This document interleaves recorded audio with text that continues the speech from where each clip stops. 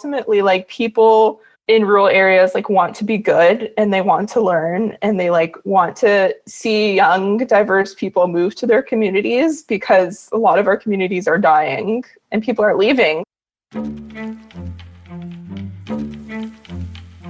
The Urban Exodus podcast shares the wisdom, wit, and stories of those who decided to embark on the road less traveled, to pursue their own interpretation of the good life. Small business owners, change makers, artists, farmers, and more, working towards building a better future for themselves and their fellow citizens. The people I've met through this project give me energy and hope for a better future. May their inspirational words and practical advice embolden and guide you on your own journey. This podcast is for country dreamers, rural folk, and urban dwellers alike who want to feel more connected to the natural world and the purpose and choices in their lives. I'm Melissa Hessler. Welcome to the Urban Exodus. Urban Exodus is a labor of love and is only made possible by listener support. To support our programming, please consider making a listener contribution or joining our Patreon community for access to bonus features, rapid-fire interviews, videos, and so much more. At only 22 years of age, Celeste Lopreiato decided to abandon climbing the proverbial ladder and instead invest in herself and her dreams. She didn't have any formal training as a chef or a degree in business, so she taught herself through research, books, online workshops, and trial and error. She built a zero-waste, plant-based, local and organic food delivery business before the pandemic. And guess what? They weathered the pandemic. They actually increased in sales since launching. And now she is able to have employees and pay herself a decent salary and live in a rural area. I'm so excited to share her story with you all. This is a story about the power of believing in yourself and your ideas, learning through failing and picking yourself back up, perseverance, and hard work. So I'm really excited to have on the podcast Celeste Lopreiato. Celeste and her partner Simone operate Conscious Kitchen, which is a zero-waste vegan food delivery service. And they also run slow-growing business coaching, which basically based on your success that you've found, kind of finding your niche in the food space, you're inspiring other entrepreneurs to do the same. And so I'm really excited to speak with you and to hear your story and to share your wisdom on the podcast. So first off, let's just jump right into it. I'd love if you'd share a little bit of your personal backstory, where you grew up and how you got to where you are now. Yeah, for sure. And I just wanted to thank you, Alyssa, for having me on the podcast. I've binged all of the episodes in like the last few months, so it's really exciting. And yeah, so I grew up in Toronto, Canada, in kind of at the edge of Toronto, so in Etobicoke, a smaller part of it, and in an apartment my whole life, so really kind of disconnected to nature. My grandparents had like a small garden, but I wasn't too involved in the process of that and didn't really feel that connected to gardening and farming at that point as a child. And yeah, just kind of went through life all the way into high school, kind of thinking I would, never leave Toronto, or if I did, I would come back, and ended up going to university in a smaller town about an hour away called Guelph. And it's actually the biggest agricultural college in Canada. So yeah, I started in science wanting to be a vet and quickly realized that I'm not good at science. So I stopped that and I went into environmental studies, which was kind of a choose your own adventure type program. So it was a combination of geography, agriculture, which I kind of chose, and then also international development and kind of more like population type things and social justice-y type things.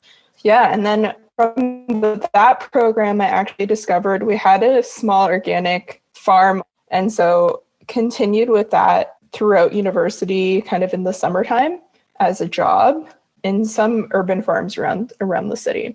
And then just as I was graduating university, I met my partner Simone, and we kind of moved in together, started like living life. And I was just working a nonprofit, and they were just working also a different nonprofit, both kind of in the environmental sector. And then we kind of just started thinking about our future, and both realized that we wanted to kind of move to a rural place at some point in the future. And yeah, just started on that path. So you met your partner, Simone. You were both working in the nonprofit world. I think probably a lot of listeners maybe have that same story of living in the city and trying to like figure out, how do you build a future outside of the city? How do you make it work? So I'd love for you to talk a little bit about Conscious Kitchen, the idea for it, how you kind of got it started, and really what that breaking point was, or maybe the take the leap moment when you decided that you were ready to leave the city for good. Yeah, so when I graduated, I applied for probably almost 100 jobs in my sector, which was kind of environmental governance type work with environmental nonprofits, mostly based in Toronto, and they were kind of virtual jobs. And nothing was landing. Like they were hiring, master's students for minimum wage jobs, which is pretty common in that sector. And I wasn't really looking to pursue more education. So I ended up just taking a job on campus through a nonprofit and really hated it, just kind of like dreading going to work every day. And it was just very like repetitive computer work, working with like coworkers that weren't always great. So I started kind of just thinking about what else I could do to make money. And I had no previous experience working in the food industry. So I've never worked in a restaurant. I've never been a server. I worked at a bakery for like 2 months, but that was pretty much the extent of my like professional cooking experience. But I had always cooked at home. So my mom was a horrible cook. So kind of ironic. But I guess I started cooking for myself like really young, probably 8 or 9, and had cooked ever since. Like basically in high school, I was making dinner every night and kind of thought, okay, like I think I could maybe do something with food. And then coincidentally, someone on a Facebook group was looking for someone to do meal prepping for her and her family. She just kind of started living with her stepkids and wasn't sure how to prepare food for them. So I just kind of did it from my house for her, like cash, really like, not proper. And she ended up telling like a few of her friends. And then I was doing it for about 2 or 3 families at that point.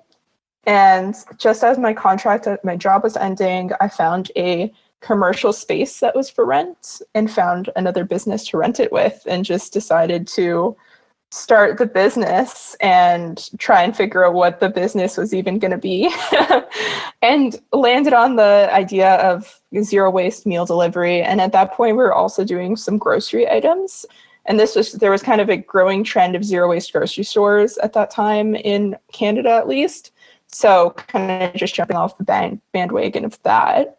And yeah, so we operated the business from there for about a year. And then me and my partner started building a tiny house, and we had a farm lined up that we were going to rent. And we built the whole tiny house, and we were living in it at the farm, and things kind of came to a head, and we ended up having to leave due to municipality reasons. And so we kind of thought about purchasing, and this was like way earlier than we initially planned, but like housing costs were rising a lot. And this was in the summer of COVID, so in summer of 2020. So we're really fortunate to get some money from their parents, and we looked at 3 places and picked one, and that's how we ended up here.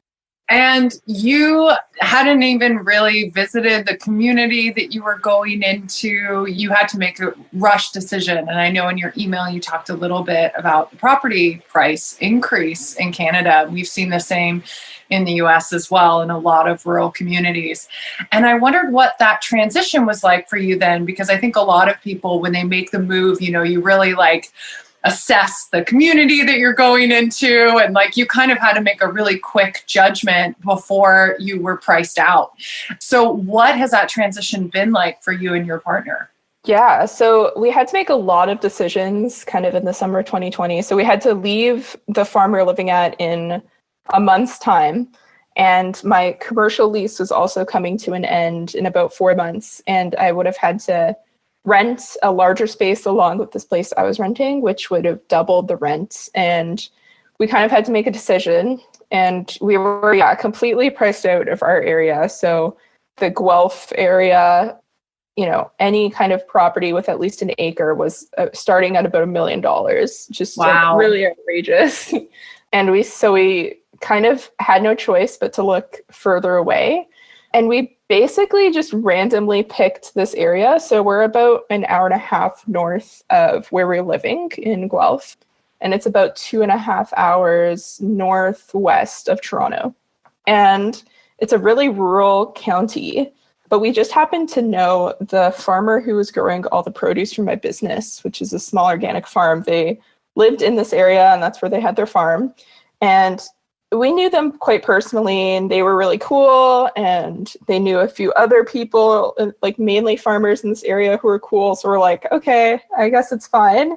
And basically our only criteria was like an hour and a half away. So that's kind of what brought us here. But we literally had never been to this area ever. Like, I think we had driven through it once to get to a national park we were visiting. And then other than that, we knew absolutely nothing about it. Wow. That's really brave. And I think a lot of people actually, I've had a few people on the podcast that during the pandemic, it was just this like, all right, I have to just commit and hope that I'm not making the wrong decision. But you got there, you set up your business. I'd love for you to talk about what it means to kind of transition your business into a new space too, because I think that a lot of people who are considering leaving the city, you're going to be leaving maybe higher paychecks, working for other people, and they want to get their businesses set up, but then transitioning that business to another location, that can be really challenging. So I'd love for you to discuss what that process was like for you. Yeah, it was definitely really stressful. So we were lucky in that my partner's job was virtual at that point and was going to remain virtual. So that part of our income was flexible. And then we also kind of realized that our business was based in delivery already. So all of our customers' orders were getting delivered. And once we kind of got past, I think, the mental roadblock of being that far away, we were able to see what was possible. So, being an hour and a half away, it means we did have to start commuting into the area we were delivering in our kind of hub spot. But we did some research and found out that basically in Ontario, farmland, you're allowed to have a separate business on your properties. So we had an empty basement in this house. It was just a rec room. So with some simple plumbing and electrical work, we're actually able to convert that into a second kitchen. And in some ways, it's similar to a household kitchen. So we have a household stove. It looks household. It's not concrete all over. And then we just got the commercial sinks and commercial countertops, and we have a walk-in fridge. And so we kind of decided that was an option, and we had never really seen that done before. We didn't know many rural-based food businesses. But yeah, we kind of just were talking to public health agents who said that it was definitely possible. And then basically just decided that this was kind of the best future for us. So by having our business in our house, we were able to save a lot on rent commercially, which was one of the main contributing factors that allowed us to actually afford this house in the first place. And then in terms of the customer base, so we knew that this area was not going to have the customers we needed in order to support our business, so that having to drive back into the community we were coming from, which is about a city of 250,000 people, was going to be necessary. And we just were going to have to deal with that commute. But in the end, it would be worth it to be able to work at home all the time and not have to leave here every day. So I think it was a fair trade-off for us. Personally, I'm just really inspired by your story for so many reasons. But one of the reasons, you were 22 years old when you started your business, and you had never worked in food before. And, you had a nonprofit background, and obviously you're very intelligent and kind of learned as you go. But I'd love for you to provide any advice or encouragement for people who are trying to get in like the food space, like with a business, because the food space is actually really challenging. Oftentimes the margins are really small, and, waste is a huge thing, like, making sure that you have enough food and there isn't food that goes to waste. And so I'd love for you to just, provide any words of guidance or encouragement for people who are trying to build something and figure out a way to expand their markets. Yeah. And, honestly, I think with our business, a lot of it was just luck. I mean, obviously we started with delivery, well before the pandemic, and that saved us so much. We really so thankful to have no hardship over COVID, and our sales just stayed super steady. But I think the biggest thing is just that I really don't think people need professional experience or educational experience in really any industry in order to do it. I think experience and just getting out there and trying it can teach you so much. And it obviously depends on your personal personality. I'm not someone who thrives in kind of the education space. I'm much better at just getting out and just trying something myself. So I think, that really is the main thing. It's just that I don't think you need a background. You don't need to go work in a restaurant for 2 years in order to start your own food company. But in the same sense, you're going to have to learn some things, and they're going to be a bit more challenging and new. So I think initially starting up, just figuring out how to get stuff and how to do stuff is just really hard. I had no idea what you needed for a commercial kitchen, but, it's as simple as just calling up your county and just asking them, what do I need? And they want to help you. They want more businesses to exist within your city or your town. So they're super helpful, even though there's going to be some really challenging times with hard red tape about, having a stupid sink a certain size and a certain distance away from your other sink. But other than that, they want to help you. I know that Canada is really trying to grow their younger demographic of farmers, right? People working in food, and that there are a number of incentive programs to get Canadians up to kind of less populated areas to farm.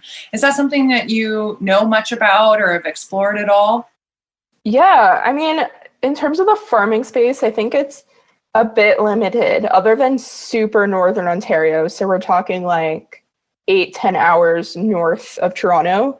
There are some incentives. So there's some grant programs that can get people started with their business.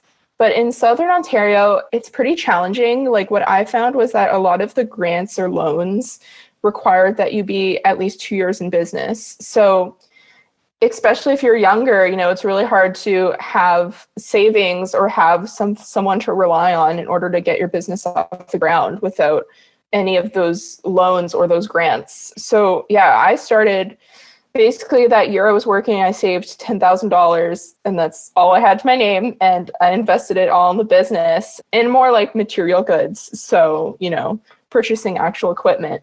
But other than that, the first year and a half, we weren't able to get any help in terms of funding or loans. So we really just had to rely on the business making money and me not paying myself for that first year in order to get going. Another thing that I really appreciated about your email, Celeste, is that you were talking a lot about, transparency in farming and in the food space. And I definitely think that that's something that's lacking. And it's so insanely difficult to build a farm from scratch and make it profitable, especially if you don't have generational wealth or access to finances or loans.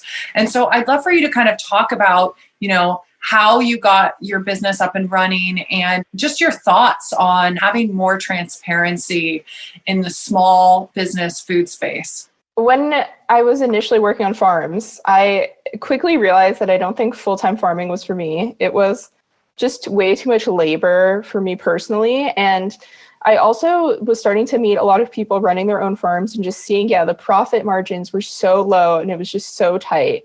And I really could not understand how there were these small scale farms who were then purchasing properties and somehow raising families all off their farm, or at least that's what I thought was happening. But the truth is that is not usually what's happening. So at least here in Southern Ontario, there are not a lot of programs in terms of getting your farm loans actually to buy property, which I think is a big difference from the US. So our only agricultural unit that is purchasing or that will hold mortgages for farms is only for those big cash crop farms or big livestock farms. So you can't actually get a mortgage through the farm agency for a small scale farm. So what we found is that when you purchase agricultural property, you actually need to put 20% down. You need to, qualify for your mortgage, not through self-reported income. So my income actually didn't count at all towards our mortgage. It only would have if I had been working for 5 years. So the only reason we were able to buy a farm was really through privilege. So we were able to ask Simone's parents for the down payment, which was over $100,000.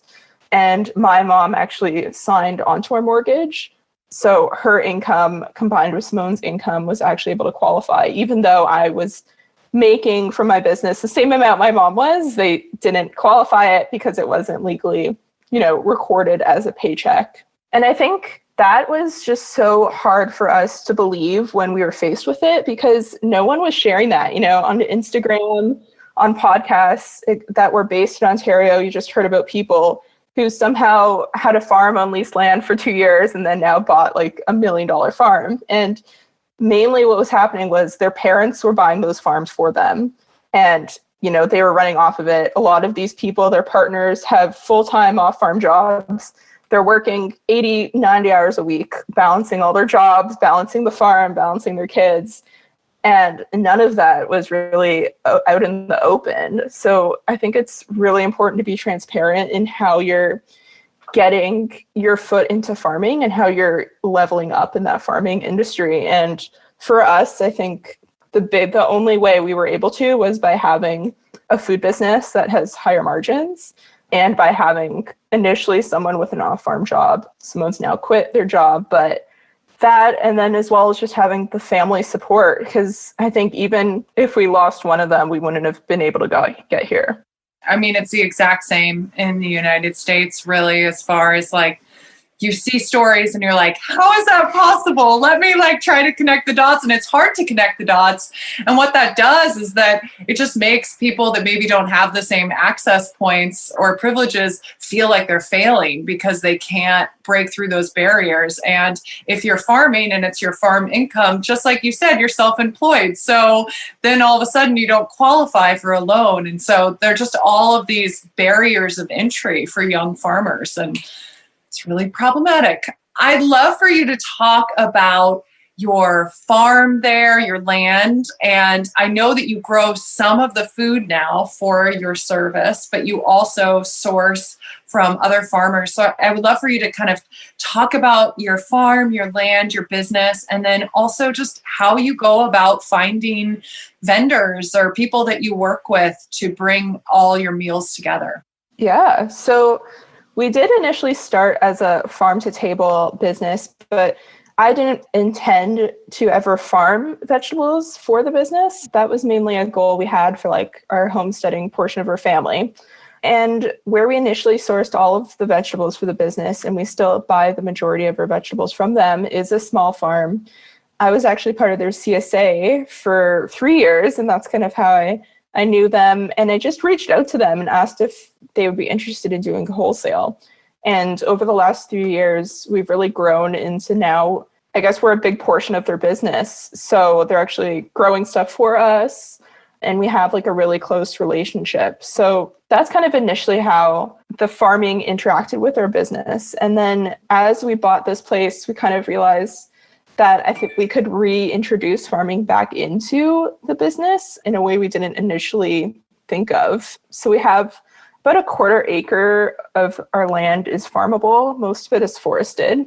But in the back portion, we do have a cleared area that was a horse pasture. So last year we got it tilled up by a neighbor.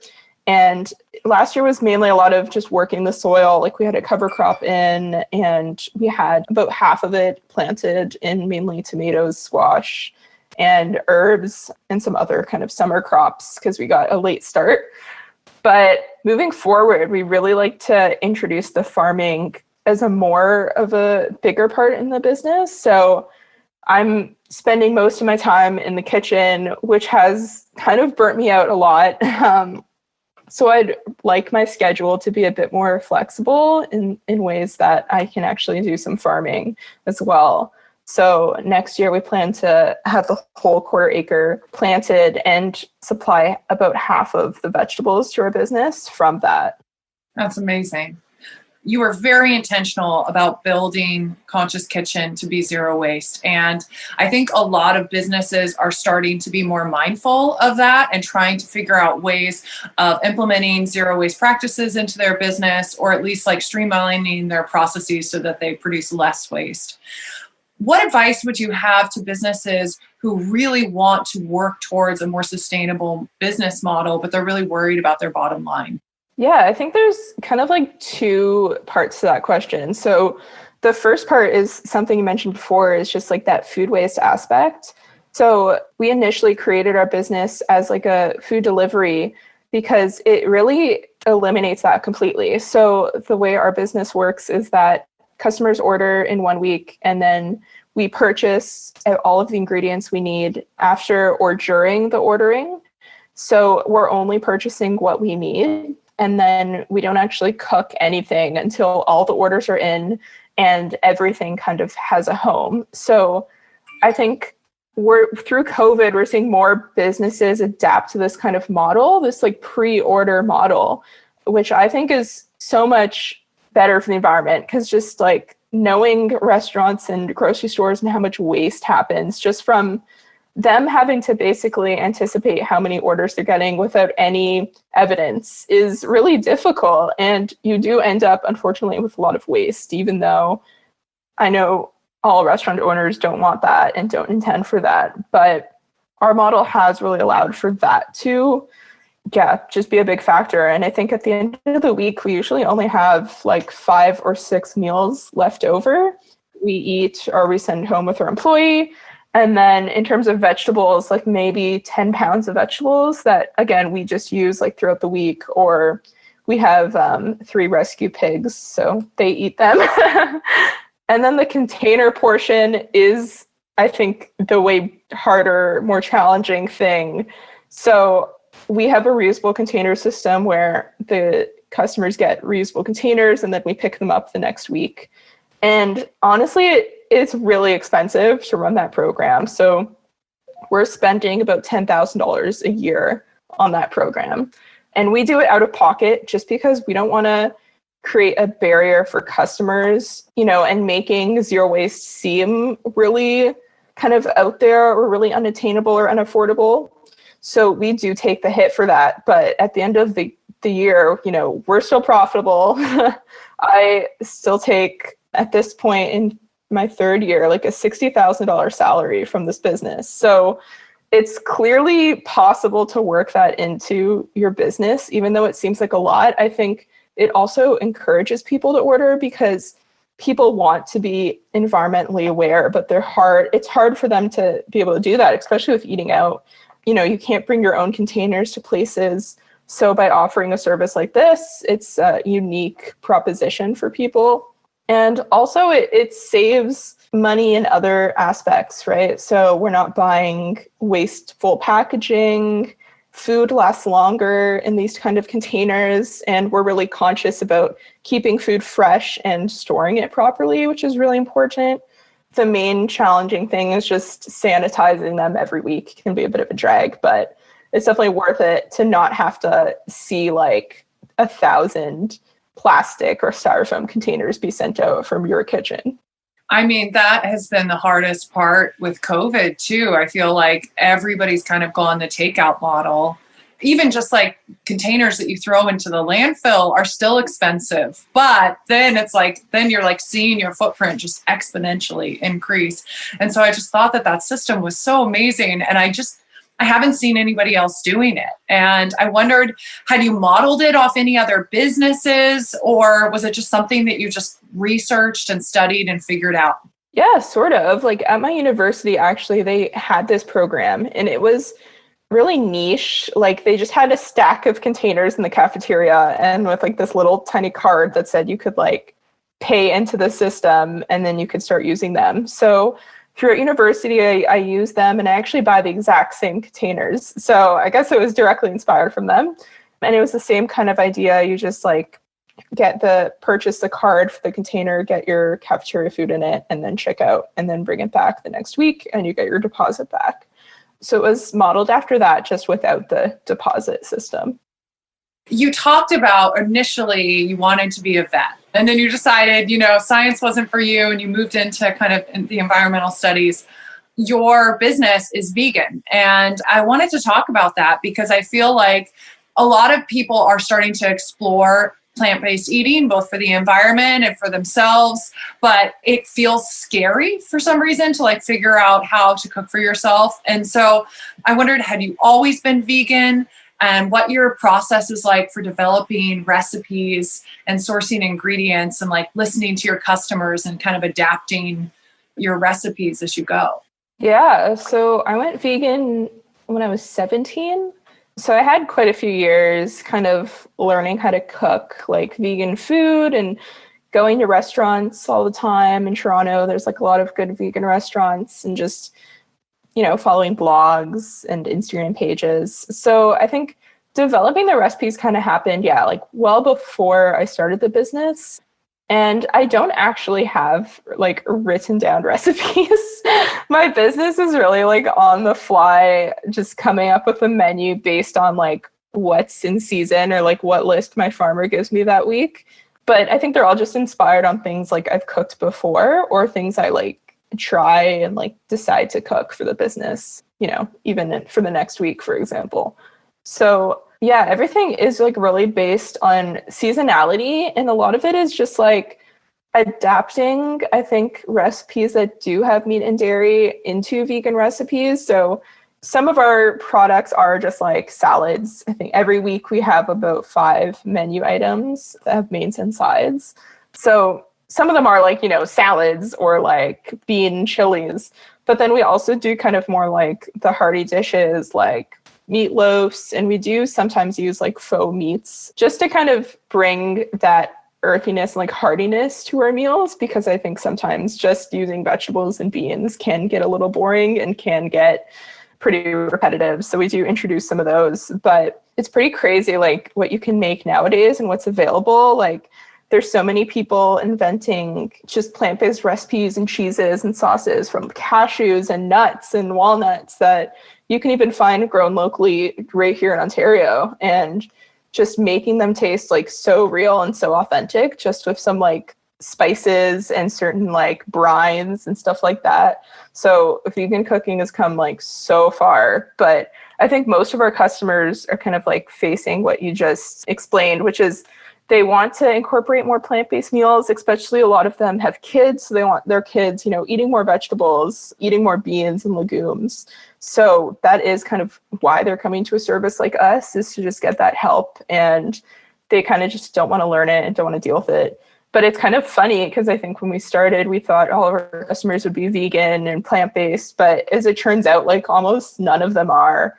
I would say like 80% of our customers like eat meat, but they still order our service. And actually some of them don't even know that it's plant-based, which is kind of funny. They just order. And they get kind of confused. I had like one ask, I have a guest over who's allergic to dairy. Does this dish have dairy? And I'm like, we never have dairy. That's awesome. Like, is it word of mouth that has built your customer base, or how do you really like get new customers, especially you opened up in a new market, a new city?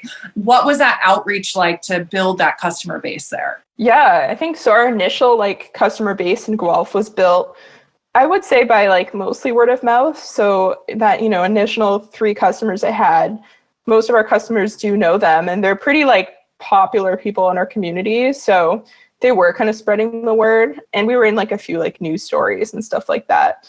But expanding to our new community, it's definitely been like mainly Instagram, which is crazy. Like Instagram is the strongest tool for our business by far. So we just ran like an ad on Instagram. And then when we knew we were expanding into the new city, we also reached out to a few like local print magazines, some online places, and tried to get a story out. And I think that also really pushed up the orders. But I think it was that initial Instagram presence that brought a few people, and then it kind of ballooned from there just by word of mouth.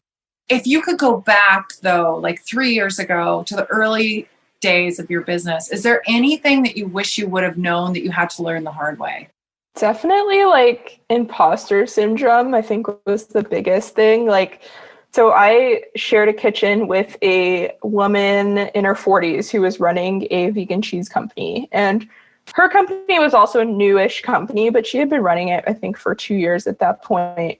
And she was just overall like a lot more confident than I was. And I remember some days we were there together cooking, and she would, tell me about how, oh, like I could easily get my revenue up by like $5,000 a week in like no time. And I thought that was like absolutely insane. And I was like, that's so much money. Like I didn't understand how revenue is not like what you bring home. And I think that was like the biggest barrier that I needed to cross. Because when I was initially starting, I was selling maybe $1,000 a week. And it was like, that was never going to be enough. Like I was not able to pay myself. I was like barely covering the bills, and it just like wasn't working. And I think I had to like get over the hump of actually believing that people want this and like not being ashamed of promoting it, which was really hard and like took probably a year to actually get over. And then actually being like confident enough to like talk about my business in public and like actually believe that I owned a real business and not just like weird toy business that I was doing. Yes. I'm nodding my head to everything that you're saying, because I think that any entrepreneur, regardless of the industry that they're in, goes through that period of, I mean, maybe some people don't. They're great at talking themselves up, but that period of like, okay, this is real. I have to get it there. Like I have to be able to talk about it to people. I have to be able to promote myself, which is so hard. You've seen this exponential growth now in your business in a relatively short period of time. How long did it take you for your business to start to become cash positive? And do you have any advice for new business owners on ways to scale without experiencing those growing pains too that comes with getting bigger? Yeah, well, that's a question I probably can't answer. Are you still in the growing pains? Yeah, I don't think growing pains are avoidable, but we've definitely, I think the second year of business, I paid myself basically like minimum wage for that year. So I was bringing home like a decent income and it was able to contribute.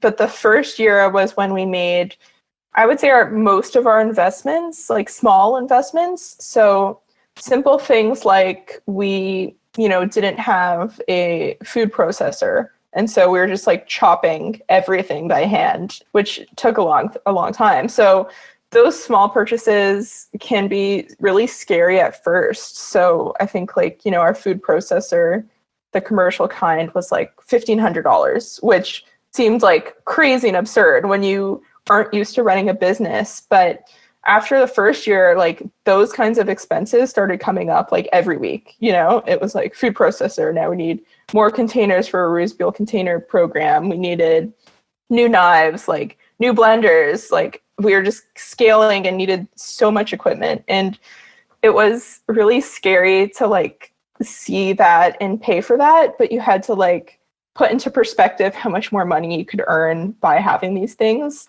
Like the food processor probably saves us 5 hours a week in chopping. And just like, these things are really important to start investing in early on. And I wish I did make some of those purchases earlier. But also I think waiting until you really need it can be good, because then you really know for sure that you need it. And I made, some stupid purchases of things that I didn't end up needing. But it all comes with, you're going to make mistakes and you don't really know what you need until you have it kind of thing. But yeah, we did become cash positive after the first year. And then at this point, we're making some like really scary purchases and investments. Like we're expanding our kitchen. So we're taking out a loan basically against our house, which is really scary and like really stressful. But now we're at the point of like, we absolutely need to do this, or we cannot keep running our business out of like our 300 square foot kitchen. And, we're buying a new van that's double the size because we just cannot keep using our small cargo van. It's just not working anymore. And we're at the point where we might have to turn people away, which is, we're not at a scale yet that we are able to do that. I just wanted to give an enormous thank you to all of the listeners who have made contributions towards the production of this podcast. Every season, I spend about 100 hours preparing, writing, editing, interviewing, sketching, distributing, and I have hard costs for my editor and hosting fees. It means so much to me that you find enough value and meaning in this work to pledge your support to keep it going. If you haven't had a chance to contribute, we've made it really easy. Just click the support button on the top of urbanexodus.com and pledge any amount that you like. Or join the Urban Exodus Patreon community. Thank you again. I feel so lucky to be a part of the amazing global community that this project has manifested.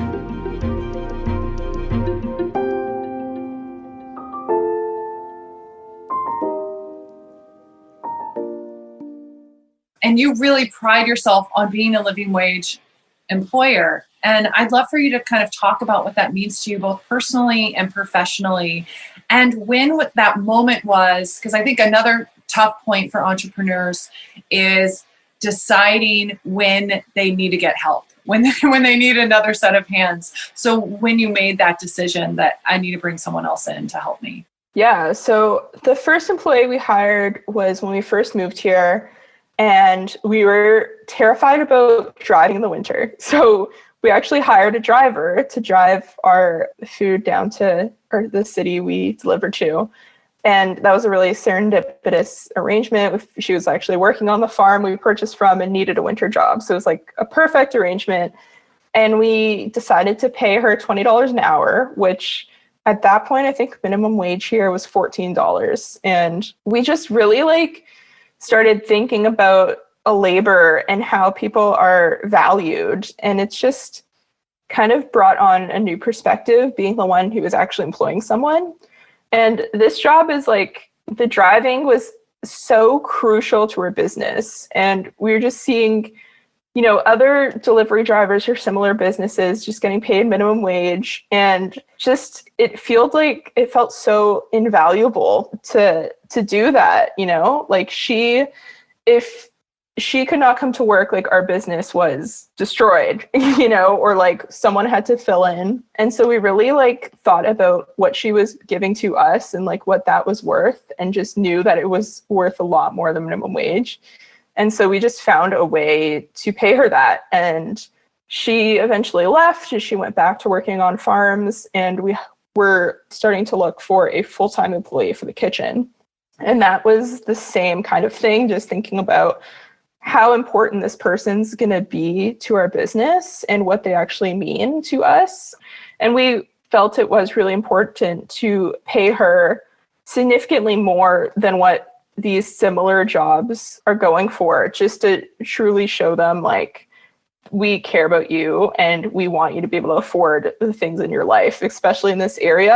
I don't know how anyone survives with minimum wage. It's impossible to even rent with minimum wage, and to have a car, which is absolutely necessary.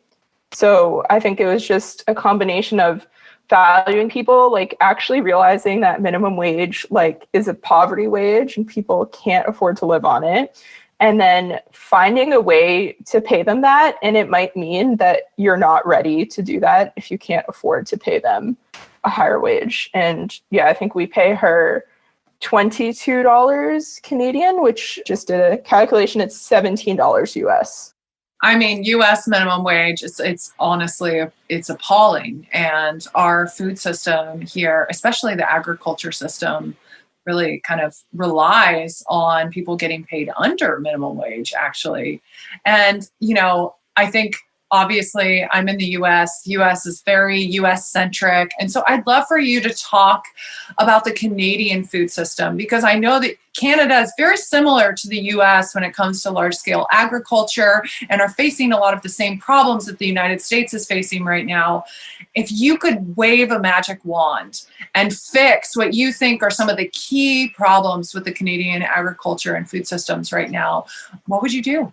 Good question. Yeah, you're definitely right. Like, I think our food systems are almost identical. Like, we also rely mainly on migrant labor, people coming from Mexico and Jamaica mainly to work on farms in Canada.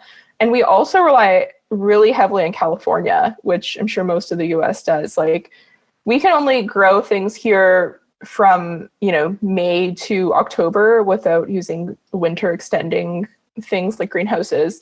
So for almost over 6 months of the year, like, we're getting all of the produce that exists in our food system from basically California and Mexico. So it's not a very reliant food system. I think, yeah, there's so many different opinions on like how to fix the food system.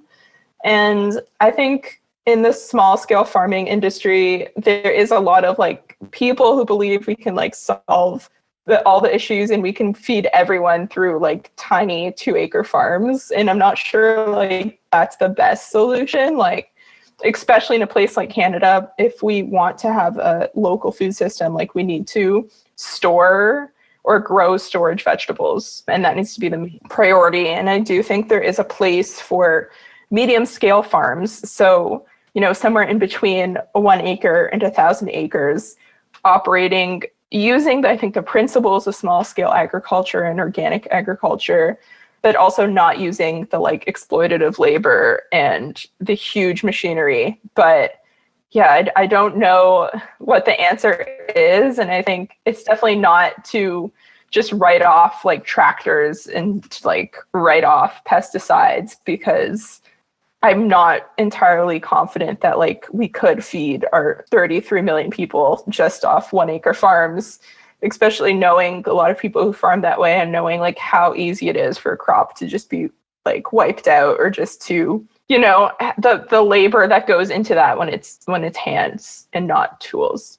Kind of in conjunction with that, farmers, people who grow their own food. I mean, even though you're on a 1/4 of an acre plot growing, like I grow about at that same footprint, you're very connected to the natural rhythms of the earth because you're paying attention to when it rains, because the days that it doesn't rain, you have to water your crops. And I wondered if you have started to notice, just from your own experience, the effects of climate change in where you live in Canada.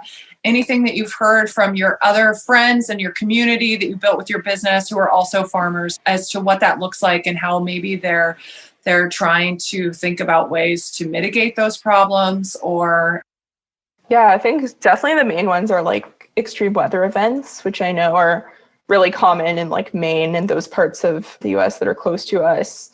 Just the like this summer, I think this spring, there was like no rain for like 2 months, which is so uncommon for Ontario. Like, we're a really diverse climate. So, we just typically like don't have the extremes that other places do. Like, it's very cold in the winter, and then it's very hot in the summer, and then everything in between is like very gradual.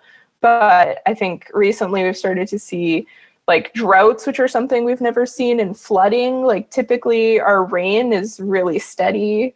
Also, like, freezes much earlier or later. So like this year, I think we had a hard freeze in August, which is absurd. Like, it should be or not a hard freeze, but it went below 0 when it typically should be, middle of September. But then also we didn't get like the actual ground frozen until like well into October, which is really uncommon, especially for us. We're like somewhat north. So the ground should be frozen by beginning of October, but definitely weren't seeing that. And I think just pests too, like we're starting to see pests that have not existed here before and just like so consistently coming back. Whereas I think before, people would typically say that, squash bugs would come, every few years. And now it's like constant every year will like destroy your crops if it's not row covered. So I hate squash bugs. Yeah, just the similar things that like the US is seeing, but definitely less extreme than those like coastal areas. You also run a consulting and educational business now for budding food entrepreneurs called Slow Growing Business Coaching. For some reason, I have a hard time saying that. Slow growing business coaching. I'd love for you to describe your offerings, because I just reading the website, I was like, yes, this is what people need. Like, how do you build a sustainable business that actually, like, it's a kind of conscious capitalist way of building a business that isn't grow, exponential growth, like tuning in. And clearly you have made great strides in your own entrepreneurial journey. So I'd love for you to talk about that business and how any interested budding entrepreneurs can connect with you and learn from you.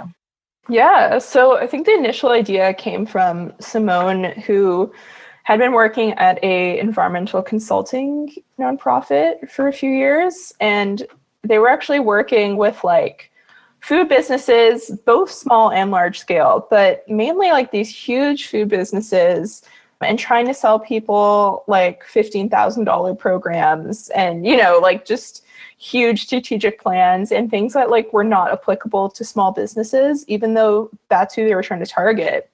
And also at the same time, like me doing some of these food business programs that like our municipality offered and just not getting like the advice I needed. Like all of the mentors were from, again, like corporate. They really didn't understand my business. They wanted me to like scale. They're like, oh, well, can't you just outsource delivery and just like outsource like co-packing and everything? And I was like, you don't really understand what I'm trying to do here. Yeah. So we kind of just had an idea about, like providing some of these coaching services and just like helping people get started, mainly on like working on their cash flow or just working through like some more mindset and some practical things in terms of getting your business organized. And so we decided to launch, slow growing business coaching. And so we do like coaching, and then we also started offering like bookkeeping to really small businesses and just trying to offer things that I think are hard to find in the small business sense and like actually from the perspective of people who understand small business, particularly small food and farm businesses. And we mainly are on Instagram, Slow Growing Business Coaching, and then our website, slowgrowingbusinesscoaching.ca. Would you work with US-based entrepreneurs or internationally based entrepreneurs, or is it mainly focused on Canadian entrepreneurs? Yeah, I think definitely the coaching side of our business really can be for anyone, like as long as we somewhat understand your market. So like probably not someone in the tiny town in like, I don't know, England, but I think the US and Canada are like really similar for the most part. So for sure. And we've actually like connected with some US farmers and like co-organizing some workshops and things like that. So there's just so much in common. And I think the only difference really is just some of the grants and some of the funding that's available that I think are quite different. So let's take it to a different place. So you moved during the pandemic, right? You moved to a community that you had never been to before. And the pandemic obviously has been very isolating. People are going in and out of quarantine.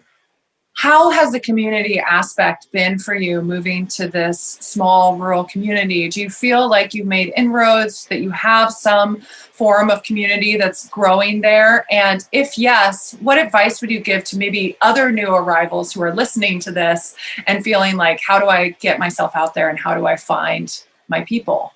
Yeah, I think the only benefit of COVID has been just like figuring out how to connect with people in different ways. So I think right off the bat, like we were just used to being isolated already, even living in a bigger city and having to rely on each other for like most of our social interaction. And then when we moved here, there wasn't much to do. Obviously, there's already not much to do in rural areas. So the only ways we were interacting with people was really just going into like stores. So like coffee shops or restaurants or just like, random food stores or clothing stores. And I think the biggest difference is just like in rural areas, people actually want to talk to you. So you would like walk in and end up like sharing your whole story about how you got here. And so the connections are somewhat organic, and we have met like some really great people just through like bumping into people and just chatting them up and then being connected through them to other people. And then also just Instagram, like I think through our business, we changed like the location in our profile, and we actually got like 3 people who reached out who said they were either moving here or had moved here recently and like wanted to connect with other like young people who shared interests. And we actually like met them and like are friends, which is That's kind amazing. of crazy because like I would never think I would make a friend through Instagram, and it's kind of normal now. And actually I think like our best friends, a couple like we've met up here, we met through Instagram, and it was just like super random. I wonder too, just the differences. The United States feels particularly polarized right now. And there are these real like deep divides, political divides, urban rural divides. And I'm wondering if you feel similar things in Canada. And if yes, like, any ways that you have kind of tried to find ways to be a bridge as opposed to building walls. Well, first of all, I think it's definitely similar to the US. And I think in rural areas, it's interesting because I think people are more vocal about like if they are hateful people, like they will have like, Confederate flags. It's definitely easier. It's like better to like, in my opinion, to see that because then you can just like immediately avoid them and not have to deal with that. But in terms of other people, I think some of like the social things we're starting to see become more, focused in society, like Black Lives Matter or just like ableism with COVID and just issues that I think a lot of people in rural areas haven't dealt with because they haven't actually interacted with people who face these oppressions. So you need to have a little bit of a filter into knowing that when you're like interacting with people, because if you immediately just want to cancel anyone who like says the wrong thing or like rubs you the wrong way, like you're going to be left completely with no one and you're going to want to leave. So the reality is it's like, unfortunately, you just have to deal with like some like garbage people sometimes. And some people you have to just like actually, talk through things or provide them with resources if you actually want to have a connection with them, because there are just like less people here, and it's going to be hard to find someone who's like your, best friend from the city who knows everything about everything. So you're just going to have to do a bit more work. But I think ultimately, like, people in rural areas like want to be good and they want to learn and they like want to see young, diverse people move to their communities, because a lot of our communities are dying and people are leaving. COVID has exposed so much. It's like pulled a curtain back on so many things that were very wrong. I wanted to know what your experience was like with COVID and weathering it there. Yeah, it's definitely interesting. It just shows you it's like rural and city people are the same. Like there's, people who are part of these protests from both the city and from the country. And it's like you can't categorize one whole group of people just based on like where they're from. It's been like the main thing. And yeah, I think just like also we're in a cool time of seeing more people from cities coming to rural areas, which is good and challenging because like for me, it's great because now there's like more people with like my values and like people who understand, social justice and more diversity of people moving to like my community and other communities like mine. But obviously, it has challenges for the people who live here, like housing prices are unaffordable to people who've grown up here their whole lives. And gentrification is like an interesting thing that's starting to happen. Where I live in Maine, I mean, the property values, I think, have gone up by 40% since the pandemic. I wondered if you'd seen similar shifts where you live. I know in your initial email, you said that there was a big jump after you had bought, and now you wouldn't be able to live there had you waited. And I wondered how your community has kind of changed or shifted since COVID. And Canada seems like there is a real push of young people leaving cities right now. Do you think that's true?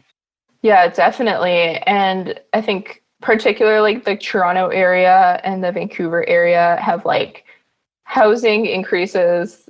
I think are the two biggest cities like right now in the world that's increasing. And just our property. So like we have a medium-sized house and only 5 acres. And in six years ago, the previous owner purchased it for like $350,000. And then we bought it in 2020 for like $620,000. And it's now probably worth, just a year and a half later, I've seen properties with less acreage and smaller houses go for like over $900,000. So like somewhere around $1 million probably. Wow. Which is completely unaffordable. Like, I don't know how anyone buys these houses, just like knowing what we needed to qualify for our mortgage. It seems like completely ridiculous. What you're seeing now is just like older people are starting to see that the, value of their property is at an all-time high, and they're just selling it off and just to anyone, which is in here mainly like people using it as like vacation properties or people who just want to build a big house, and definitely not with like the values of our community in their mind, and they don't need $1 million from their property. They can sell it for less, but they don't see it as like, a valuable thing or a thing people need. Like housing is an essential. They see it as an investment, which I think is the biggest problem. And we like hope to never see our property as that, and like are trying to build our business so that we don't have to sell our property in order to retire. Like we can sell it for either way less than what it's worth or like give it away for free is our goal. That's amazing. I'd love for you to talk about what success means to you and legacy means to you now that you're like building something with your partner for the future. Yeah, for sure. I think, definitely as a kid, like what my mom instilled in me is like success means making a lot of money and like, that's it. And having like a job where you wear a suit was like success. And now, I mean, we're so privileged and lucky that I think for us, like success is just being able to like, for the most part, like do what we want to do every day. Like there's, horrible days. Like yesterday we have a snowstorm and we have to drive for 16 hours. But for the most part, we get to like wake up and like we can sleep in if we want to, or we can wake up early, and there's so much flexibility. Like we can go outside at lunch, or we can just make like a whole taco meal at lunch just for fun, and not having to leave our property every day, and just being able to be here with our dogs and just enjoy it is such a privilege. And I would say, like that's definitely like what success means to us, is just being able to like actually have and live the life like we wanted to create for ourselves. I feel like there are probably a lot of people that listen to I know that there are a lot of people that listens to this podcast right now that are based in cities, and they're listening to this because deep down in their hearts, they're like, I got to get out of here. What advice would you give them on ways to plan for their move, find the right area for them, how to set expectations so that they, don't feel like they get there and it's not exactly what they wanted it to be and they move back? Get ready. The main thing, I mean, I guess some small towns are walkable, but like get ready to drive everywhere. That was the biggest change. Like before moving here, we like walked almost everywhere we had to go. And now it's like, there's nothing within a 50-minute drive. So driving everywhere was the biggest adjustment. And just, I think your days have to be flexible. Like they really do. Like with snowstorms, I mean, we had to get out and plow snow 3 times yesterday. So like you need to have flexibility in your day. in order to do like these essential things that need to happen when you live in a rural place. Also just like dealing with, trees falling, dealing with, old houses, and like we're on a well system. So like dealing with wells and dealing with your wood stove and like all these things that are really crucial to like survival out here, something we had to learn like from scratch, and we were like, we're not prepared for it at all. And then I think also just like adjusting and like setting your expectation to like wanting to fit into your community. So I know a big thing, like we personally know some people who tried to move out rurally and just really had a hard time integrating with the community, because I think they had like kind of a sense of entitlement. Like you really can't, judge the people in your community. Like I think just really like understanding that like you're the outsider and you have to like actually believe that. And yeah, just like definitely just changing your lifestyle is a given and it's going to happen. So if you're not ready to, stop that, and if you're still reliant on like going out to restaurants every day and like biking and stuff like that, like you might not be ready. So just really like being ready to like give up everything.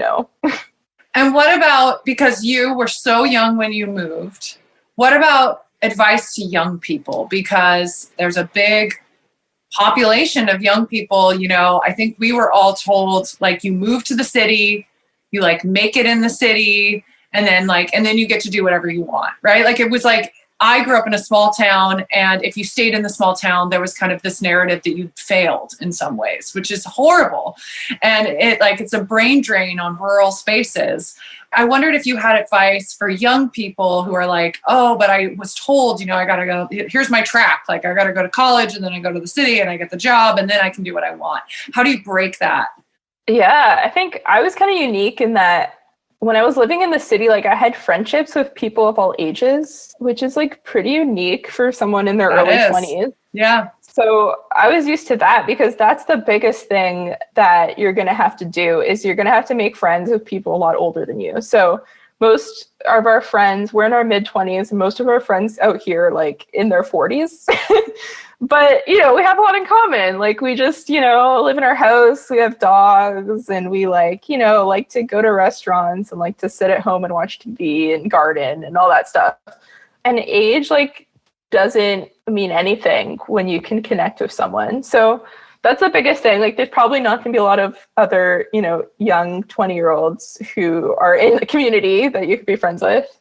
And I think, yeah, like so many of us are not wanting to do the whole like party thing. Like, when I first went to university, sure, I like to party and drink and like go out to clubs, but like that faded pretty quickly, especially when I like got into a relationship. So if that's you, like you're not like a loser for not wanting to like get drunk and go to a bar every Saturday. Like if you're 25 and like your best ideal day is like sitting on the couch with your partner, like going on a hike, then like you don't have to mold into anyone else's expectation for what you should be doing and like how much fun you should be having, because everyone's idea of like fun and youthfulness is just so different.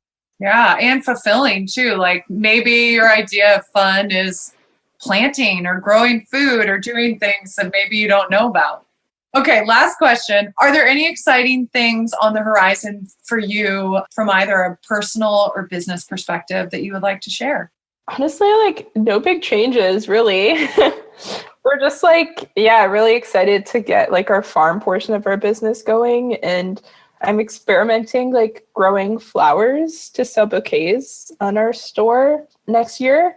So that's the main thing I'm just learning and figuring out, is like bouquets and flower growing. Celeste, it's been such a pleasure to speak with you. Are you 26 now? Is that how old you are now? Or 25? 25. You are the wisest. I wish I was as wise and experienced in life as you are at 25. You just amaze me. I am in awe of what you've built, and just your approach to the world and your approach to taking risks and like believing in yourself and the decisiveness, right? Like that really has served you in your life. So it's just been a pleasure to connect with you in this way and to hear your story. So thank you so much for speaking with me. Yeah, thanks so much, Alyssa. And I find everyone in your podcast just so inspiring as well. So excited to listen to the next season. Thank you again, Celeste, for joining us on the show. Some of my key takeaways from this episode. 1, imposter syndrome is universal. Everyone feels that way, and it's important to not let it stand in your way of your dream for the future. 2nd, you are never too young to start a business. And you also don't have to go to culinary school in order to build a career in food. It's also always possible to incorporate your values into your business model. And as a consumer, it is our responsibility when we are able to do our homework when making purchases to support businesses that prioritize providing a living wage. Voting with your dollar will help us all together play a role in paying all people a living wage for their work. I also think Celeste has a lot of wisdom for younger folks looking to move to the country on remaining open-minded, building bridges, and making efforts to put themselves out there.